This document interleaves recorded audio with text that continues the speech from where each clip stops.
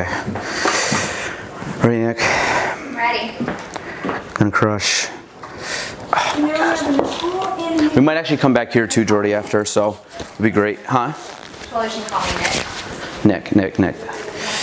Oh, okay. Jordy, that's actually, did I tell you that? We have lights there too. Okay, we're heading out. Thank you. Chris, you're the man. Proud of you. I haven't asked them if they want the pool table yet. What I'm going to do is I just want the contract signed first, and that's something we can ask them after the fact. So any personal property that they don't have listed that you'd be willing to leave, I would just, we'll talk about it probably, you know, in a week or two. And that's right over that roof we looked at. Oh, right over that part of the roof. You see that middle section? They put something there. And that's right where that other room is that had the spots in it. So you have to close on before you can close on. So what's going to happen is we're basically going to close the same day. Are you filming, Jordy?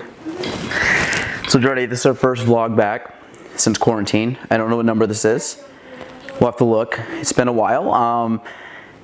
Since what, March probably was our last one we did. So 3 months. We're still here. We're still cranking. We came back June 1st. We were not able to do a whole lot over the quarantine, which was kind of a bummer, but it was nice. So I got to spend a lot of time with the family, but now we're back full bore. Basically since June 1st, I've been the busiest I've ever been in real estate, which I kind of expected because I figured it'd be a big bottleneck effect, which we hit.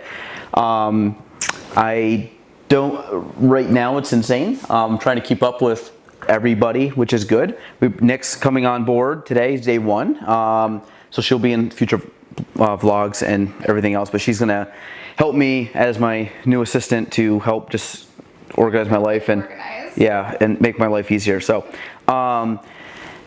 and just be quicker and more responsive to people. So I'm not getting done the day and having just a lot of messages to respond to. So trying to be a little bit more real time with people, just because again, I think that's valuable instead of making them wait till at night to respond or get stuff back from me.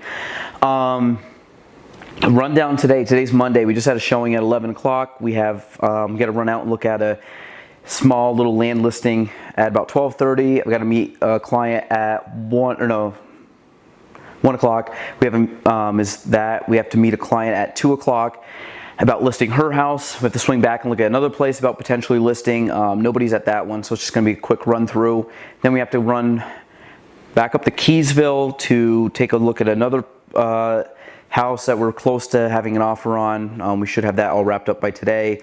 And then I have another listing tonight at 6:30, which is good. Today I think is basically looking at 4 listings that should be coming on the market probably in the next couple weeks. One's coming on for tomorrow. The other 2 should be on. I'd say 2 of them are probably going to be on in the next week and a half, and then maybe 1 in a couple weeks from now. A couple showings. We put, I think, 4 sides under over the weekend, which is awesome, meaning that's 4 deals. I think I'm going to have another 2 by the end of the day, which would be nice. Those were kind of worked on over the weekend. I'm just waiting to finalize stuff there, which is awesome. Yeah, we're just cranking.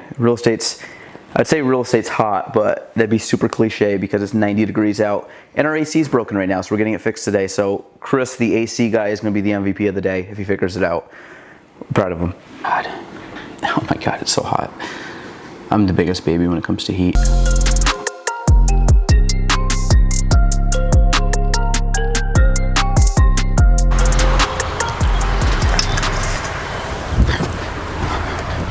This is a way nicer sign. What's up, Jordy? If I can even get this in here. This is why I need a truck, because I don't know if this will even stick. You need a certain type of financing to get them. Like, I say certain type of financing. You need to put more money down or you have to buy it cash. Okay. And you also have to think if it's a building lot, someone has to buy it and want to build there and have the means to build. So you're really shrinking down the people that can actually buy it. So realistically, they take a lot longer to sell just because the pool of buyers is low.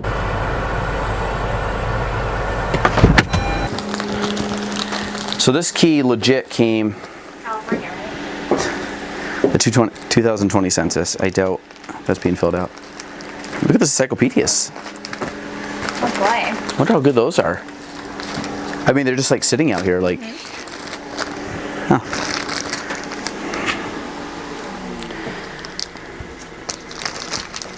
What a world, right, Jordy? Where's the doorknob? Who's those muscles? Well, Jordy, it's not a muscle thing. It's I don't want to break this. I don't know if they'd actually stop me. Probably not. Price Chopper does.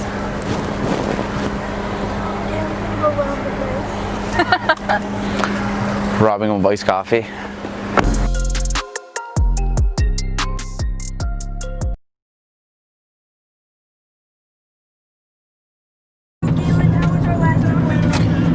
It was good. We met with a really nice lady. I enjoyed it. I think it was fun talking with her, and I think she has a nice house, and I think it's definitely a house that's going to sell. I was just saying, it's tough to price homes in our area because there's only so many sales because we're in a rural area, and we don't have a lot of cookie cutter homes. Where if you go to bigger cities and they have say you have like townhouses or subdivisions that literally they're just like mass produced or mass built, those would be way easier to price. These don't. So I find that we have to be, there's a lot of things that we have to do in regards to making adjustments and kind of working on more market trends than necessarily comps. And that's one of them where I think the price we might list for is kind of like, I think the price that could sell at that, but I think it could come down slightly, maybe. I don't know. It's tough. Like it could hit either one of those. So I think again, we work in hypotheticals, meaning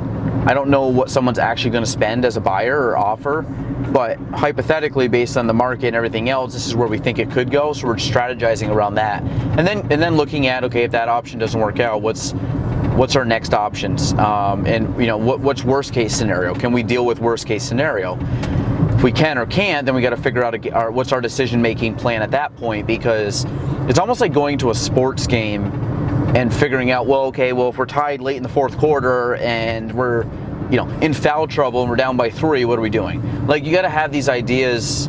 You got to kind of paint the situation and kind of figure out. And I like to have all of our ideas set ahead of time, or at least we have a semi game plan. It's obviously subject to change, but I like to have a game plan that we've discussed from point 1 or start of the whole thing versus being surprised if something were to come up and be like, oh wait, like this is a shock to us, which that's kind of the last thing I want to have happen. Also, I always find it weird when you have signs like this where it's like a straight road, or like, we're just going to call this 2 different roads. I mean, you got to think, Jordy, I've seen probably a couple thousand homes in my life. So you got to think, like, by going through all those houses,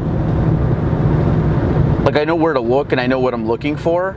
When I first started, I was looking at everything. I don't know, like anything, I'm going to miss something that's like the secret to the process. What are your main keys that you look for when you go to the home? Basically overall condition. I look at layout. I look at the kitchen. I look at the bathrooms, because that's going to be your most expensive fixes or whatever. I look at the general condition, in the sense like Pat's house was good shape. It was old. Basically looking at just the overall feel of the home, and then I look at the layout. I look at how big the bedrooms are, what's the upgrades and everything, and kind of go from there. So any extras, do they have full basement? Do they have a garage? Do they have any out spaces? Like, do they have any outdoor entertainment areas? Do they have any outbuildings? Do they have any those are all things that just in my head I'm kind of doing a checklist of like, okay, it makes sense, that's good, this is good. Yeah. I just don't want to. It's just one of those deals where like I know this offer is going to be their best offer, and if they get another, I showed that house one time. It's so small, like the lot is this big narrow strip. It's right on the river. That was pretty. But it's one of those where I'm like, I'm like very, very, very certain that this is gonna be the best offer you're gonna get. Meaning like the odds you get a better offer is like in the low single digits of a better offer. Right, Jordy? Mm-hmm. Hopefully you can hear me because I have this mic on. Okay, so today was our first vlog back since the quarantine and everything, and it was a great day. We were busy. Today was also Nicolette's first day, so she's on the vlog for the first time, and we went all out and about. To be honest, I think I drove more today. We went a lot of places in the county. Probably hit every corner of the county today at some point in time. We looked at 4 homes for possible listings. Realistically, they're all going to be listings, so we looked at 4 listings. We had a couple showings, had I think 2 or 3 deals come together today. We had a few more over the weekend, so it was a really busy last few days, and we're just rolling. We're heating up. So is the temperature, which I'm not happy about, but we're doing good. I'm growing my hair out too. Jordan approves. It's about 50-50 with people that like or dislike, so leave your comments below. Keep it or not. I think that's it. Anything else, Jordy? I don't think so. Okay, I think that's it. We're good. Signing off. Thank you everybody for following. Comment, subscribe, do all that good stuff. Make in the comments, tell you how much you love Jordan's editing. She's doing a great job with that. And I think that's it. We'll see you next week. Bye, folks.